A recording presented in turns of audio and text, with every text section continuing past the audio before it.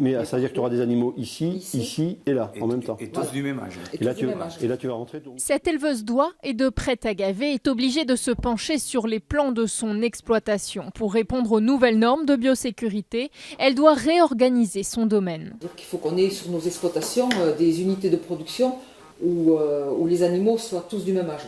Voilà, pour qu'on évite de se propager.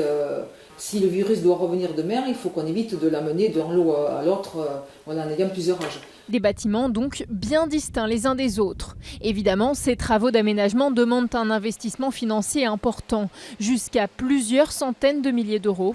Et de l'espace. Certains éleveurs devront réduire leur masse de volailles. Il y a des gens qui vont être obligés de produire 20 à 30% d'animaux en moins pour continuer à produire dans les règles, si vous voulez, quoi. Déjà, regardez, rien que moi, là, au redémarrage, je vais redémarrer que 3200 ici. Parce que j'aurais jamais fini les travaux. Sas sanitaire, vêtements différents sur chaque site, désinfection régulière et même chemin d'accès particulier.